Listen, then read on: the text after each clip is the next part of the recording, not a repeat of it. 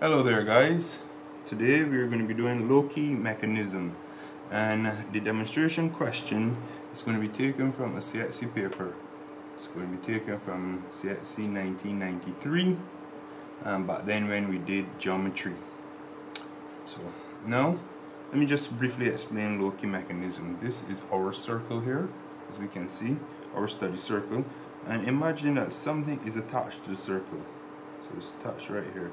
Now as this circle moves, rotates, we know the circle is going to rotate like this. And as this rotates, this point here also is going to rotate. It's going to move with the rotation, I should say. So this is going to move in a clockwise, so in an anti-clockwise direction or in a clockwise direction, it doesn't matter. But what we are interested in is not this shiny bit here that is attached to the circle. We're interested in the bit that's over here. So as this rotates, this also is moving,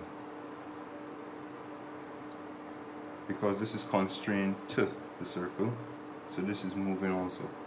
So the curve that happens on this end, the pointy end, is what we call the locus, and is what we are actually interested in. That is the solution to the question that I'm about to demonstrate. Okay. So let me read the question. The question says, figure 3 above shows a crank AO of length 35 mm, which rotates around the center O. AC is a link 130 mm long and constrained at B, which moves along OD. Draw the locus of C as AO makes one rotation in the direction of the arrow. Okay. So I think we can start this problem now. What I'm going to be doing is I'm just going to be jotting down some steps here as we go along, so that not only can you guys follow me visually, but you guys will also be able to pause the video and read the steps to better help you as we are on this journey. Okay, so let's start. So the first thing I'm going to do, I'll just put my column here. We call it steps. Steps to help.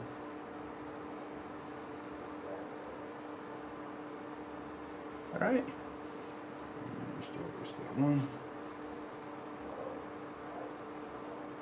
Cool. So step 1 is we draw a line, which we're going to start. So we start around, I should say we start around here. Cool. So that's my horizontal line, and I'm going to find my point O. So I'm going to just decide to pick point O around here and call that O. And I'm going to create my circle. So all this is just setting up. We haven't really done anything to try and actually solve the problem. We're just trying to set up what we have here on the board. So step 1, we draw the circle, and we then see here, draw a circle, draw circle 35 mm, that's radius. Cool. What's the next thing we're going to do? We are going to actually connect the rod to this horizontal line now.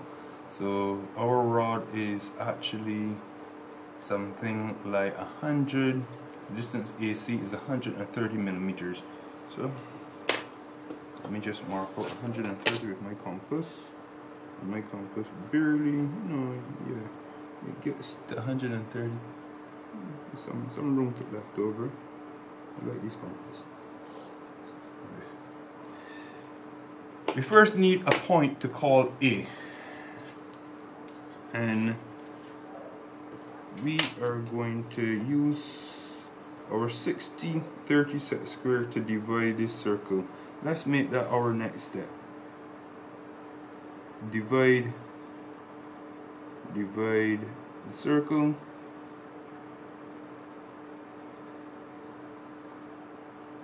using 60 degree / 30 degree set square.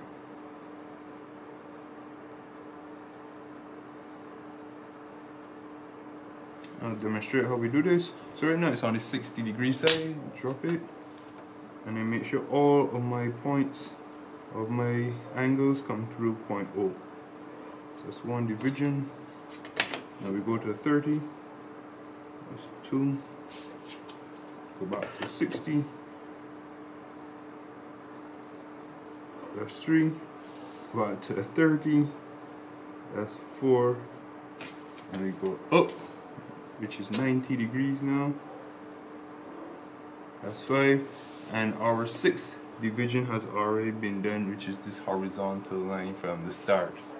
So we've drawn the circle, 35mm radius, and now we have divided the circle using a 60-30 degree set square. Now we are looking for a point to call A. Let's call A this point here. So I call that my A. So next thing I'm going to do, I'm going to number these divisions.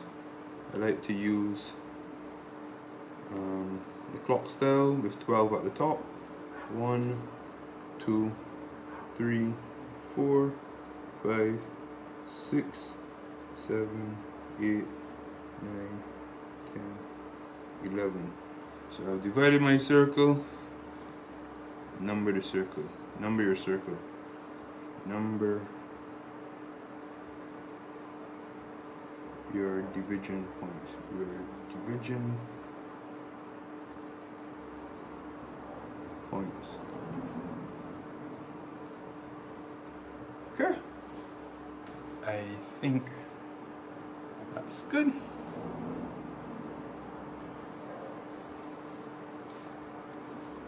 So the next thing we are going to do is connect this rod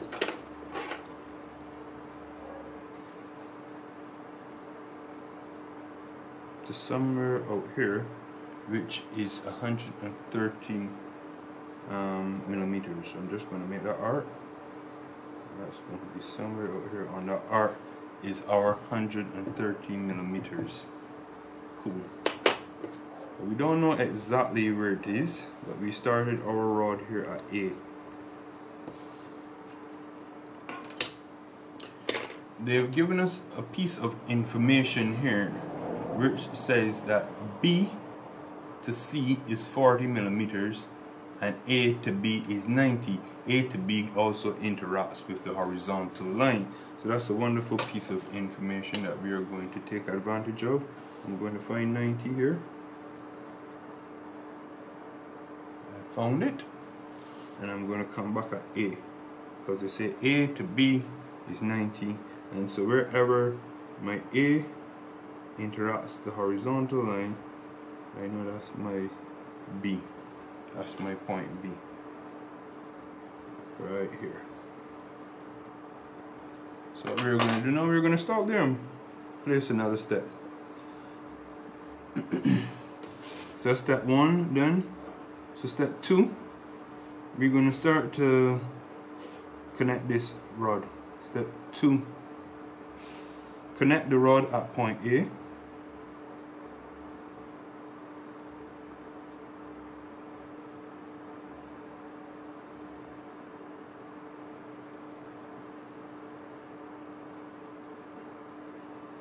Point A, right, which is here,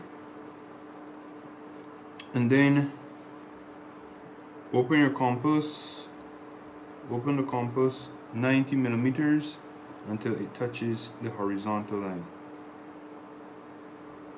Open compass to 90 mm, which will give you the distance of A to B, comma, which is the distance, which is the distance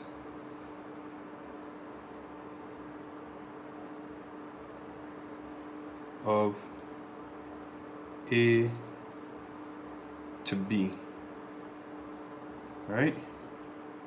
And then what we are going to do, let me just go back over the step. open the compass at A, 90 millimeters, which is the distance of B, and we are looking for the intersection where the compass touches the horizontal line. Strike an arc, so just put here strike an arc, strike an arc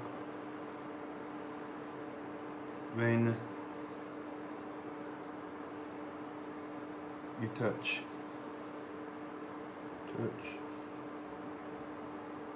the horizontal line.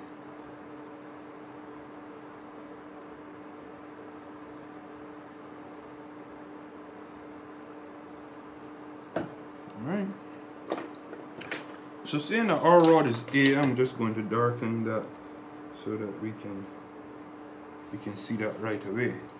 That's our rod being attached there, and we are going to go from A to B, and then we will know that this point here is C, where it finally stops. So this is my point C. So once we have established that, we can draw a line. Now the last thing is to draw a line from A going through B, touching C. So draw a line,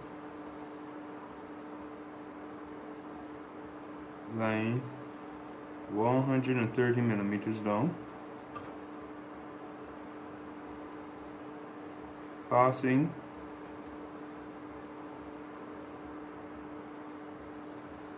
through B, yep, and going and stopping at C.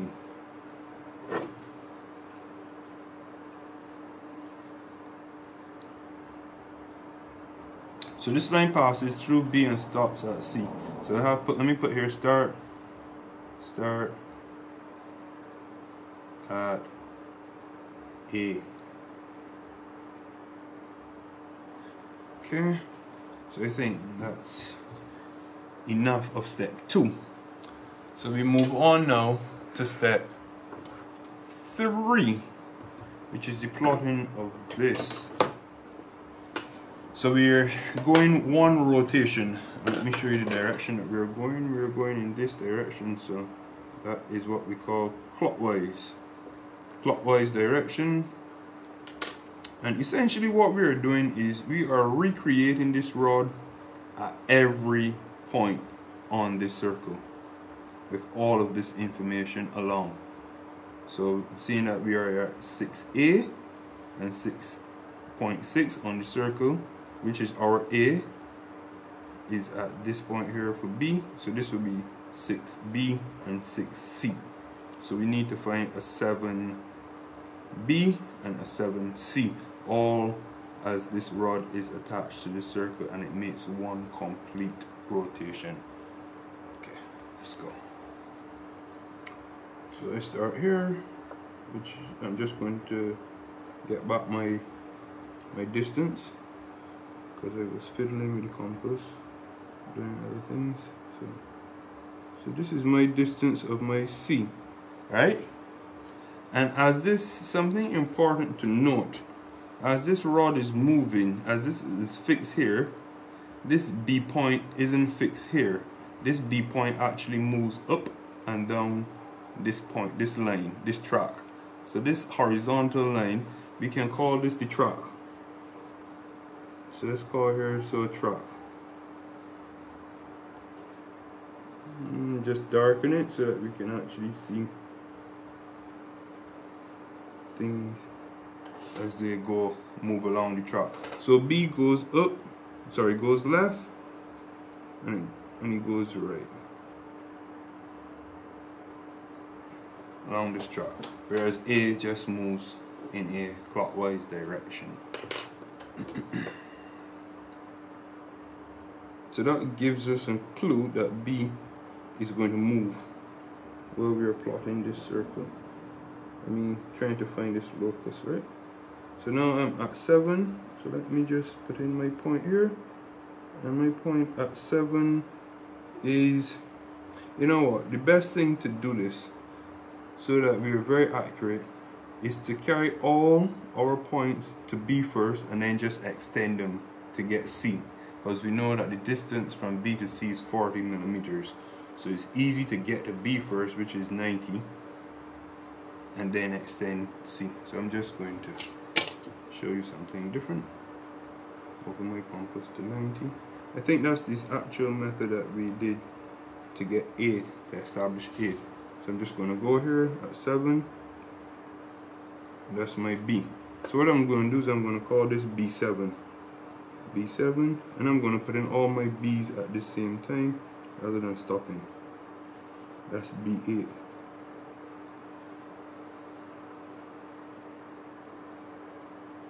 That's B9.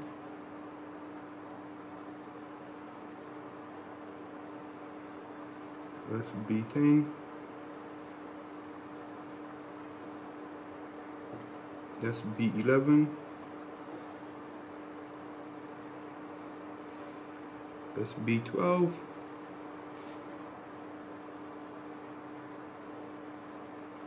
That's B1. B2. B3.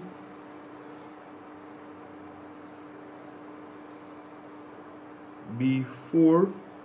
So it seems B4 and B2 share a spot.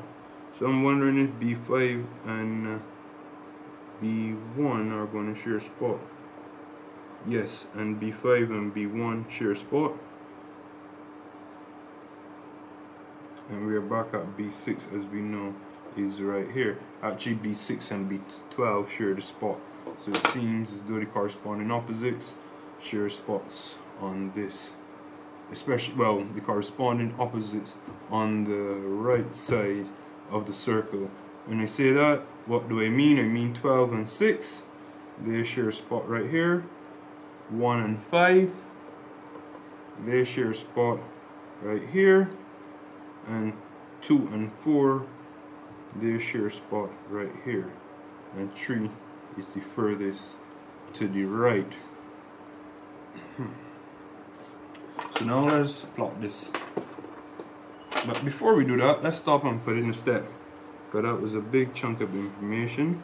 Let me make sure that I'm still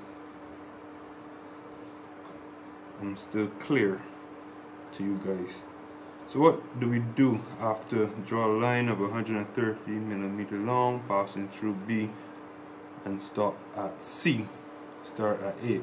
So basically step 3 is a repeat of this, going through each point on the circle. So what I'm going to say is move to next point, which is point 7, and I'm going to start this process. Go to point 7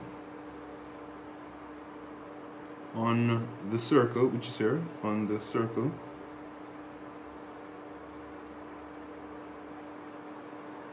Alright, and let me just shift the camera so that you guys can see the notes clearer. So we go to point 7 on the circle, and what are we going to do there? We're actually going to start to plot. Go to point 7 on the circle, comma, then open compass,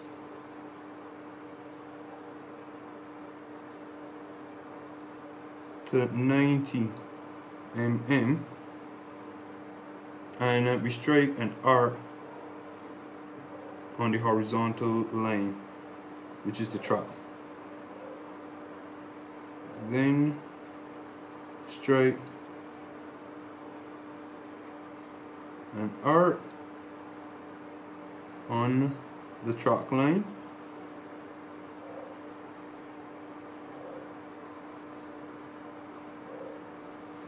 So we then strike an arc on the track line, and we label it B7. Then label that B7 at the point of intersection. At point of intersection.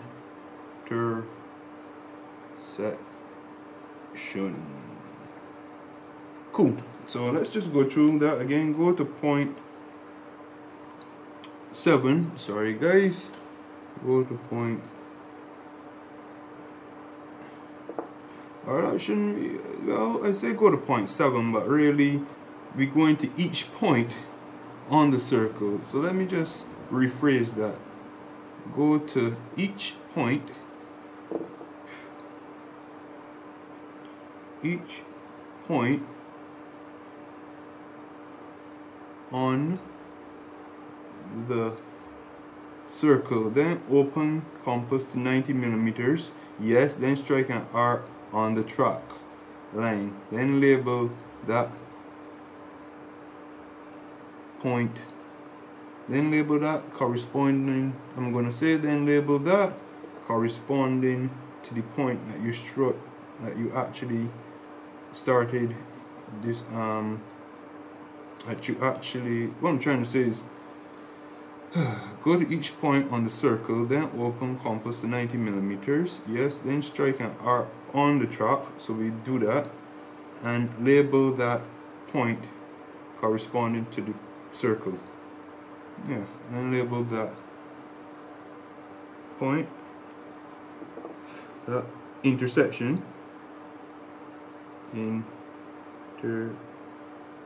intersection point corresponding to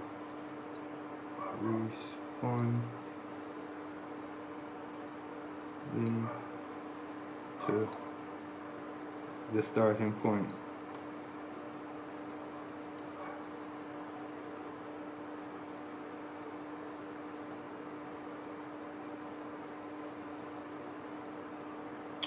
Right, so example,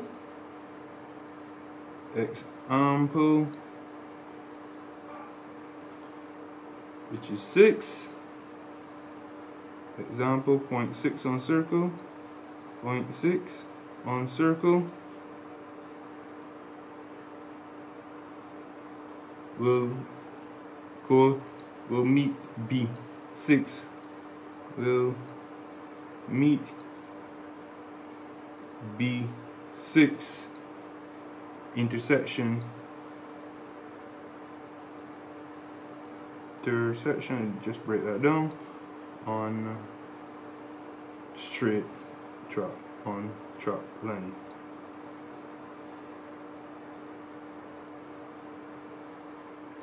So I'm going to underline each point so we don't have to repeat that, and let me just say it for last. Go to each point on the circle, so I'm just going to point as I go along, then open your compass to 90 millimeters. So you open your compass to 90 millimeters, and then you strike an arc. You strike an arc on the track line. This is the track line here. Then label that intersection. So if I come here at point 8, when my arc strikes here, I label that intersection point B8. Okay? Then go to the straight, right, and that's it. And then what we are going to do now, seeing I have explained that, we are going to draw these so that you guys can see this. So I'm going to draw, like I say, I'm also going to extend because we got to try and get C. That's what we started this process for. So let's start with 7.7, connect to point B7, and I shoot a line through from here, and just make sure, yeah, and that's done. Now I'm going to refocus the camera. Now I'm on this side again so that you guys can see me as I am exactly pulling these lines through the points. So I've just placed in B7, so I'm now looking for B8. So I see B8 here.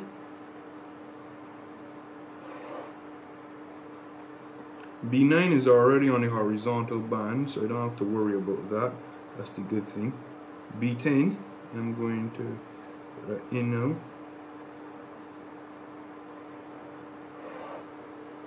B11,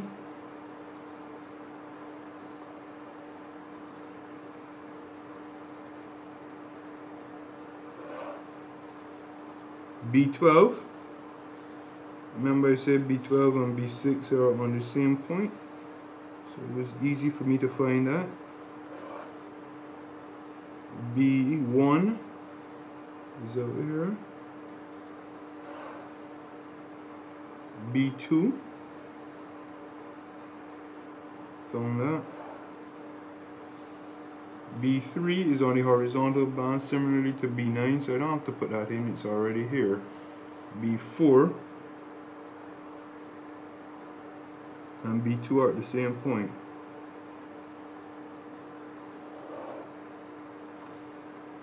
B5, and B5 is my last point because we started this with the example at 6, with A being 6.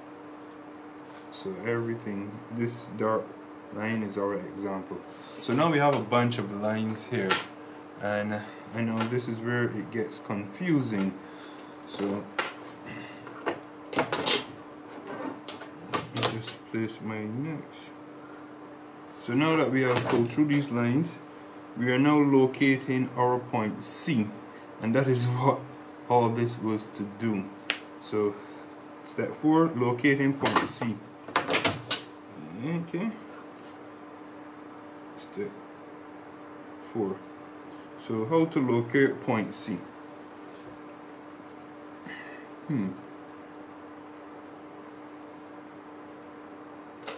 So after pulling through each line on the circle, or after making the rod go its full rotation, and you see in all these lines, so these are like different moments of time as we're making a rotation. So let's see, after making a series of lines,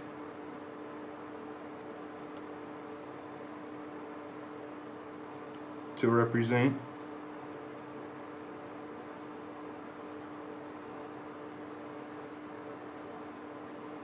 point A,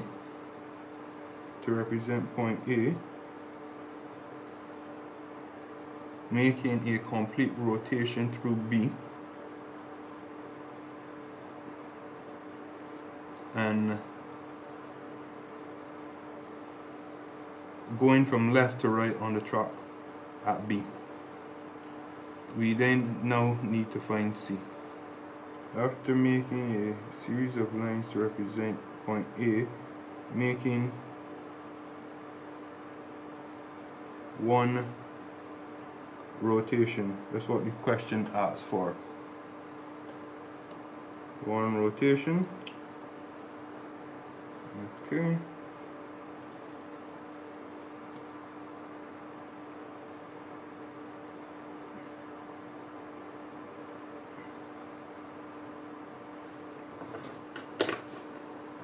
We need to find C. So the best thing I normally do to find C in all of this madness is I usually just open up the compass here now to 130 millimeters, which is the distance from A to C. So I'm going to put that open compass to 130 millimeters,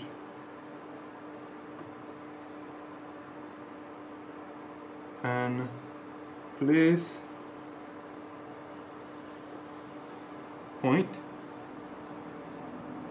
metal point. I got to be specific. Metal point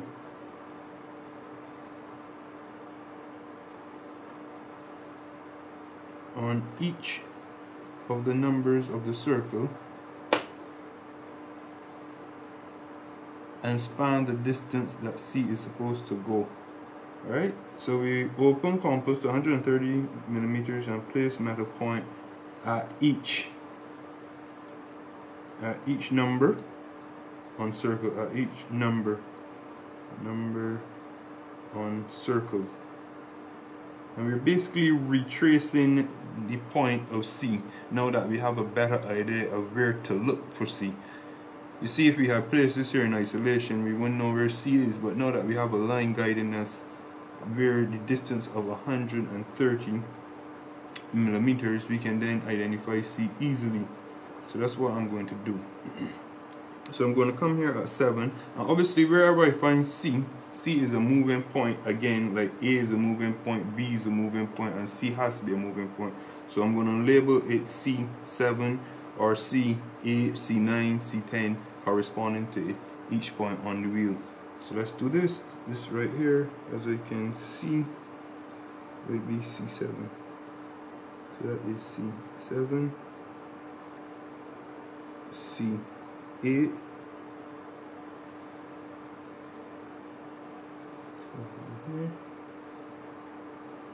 C8, C9, on this horizontal line, C9, C10, and then just follow your line that you made, because if you remember what I said, we always extend these lines further than the 90. And this is the reason why, because don't forget that C, the distance of B to C, is 40 millimeters after the B. So this is C10 right here. And C11 would be somewhere right here. This line goes, yeah, right here. C11, C12.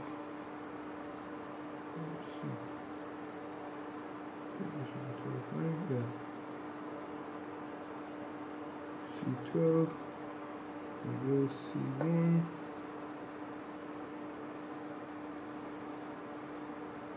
C1, C2, C2, C3, this horizontal line, C3,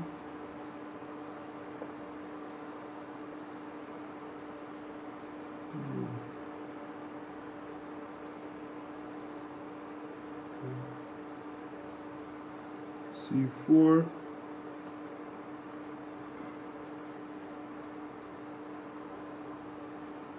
C5, and C6 is where we started with our example. So I can just put in that as C6.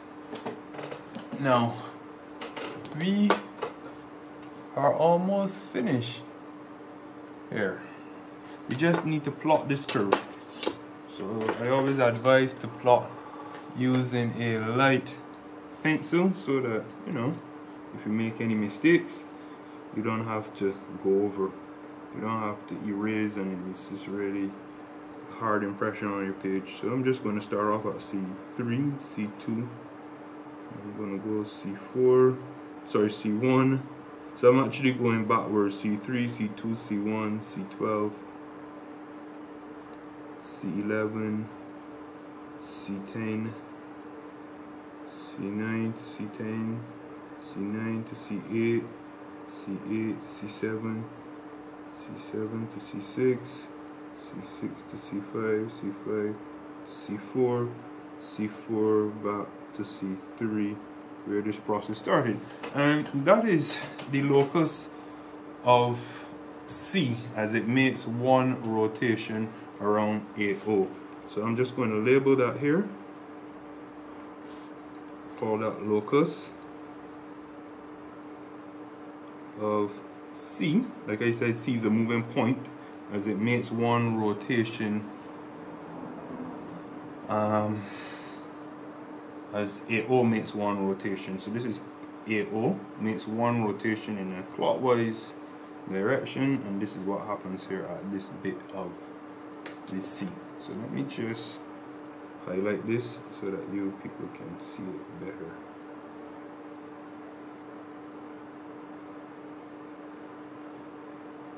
It's a nice art, you know.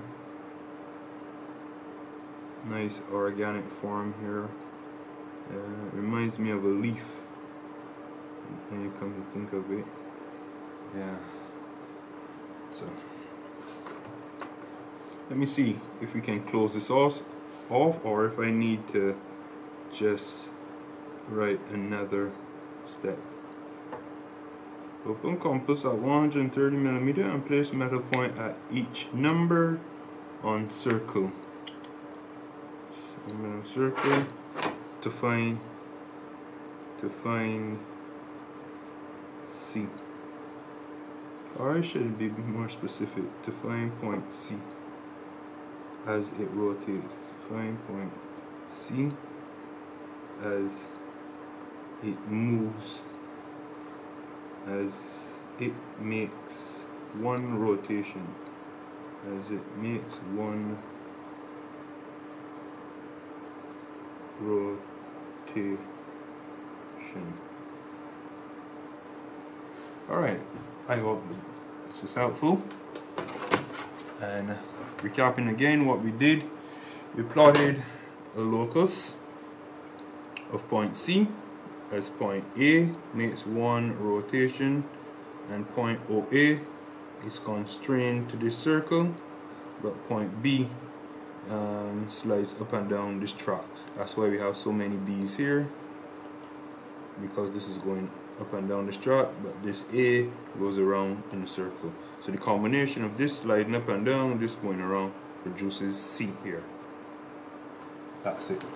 Thank you guys.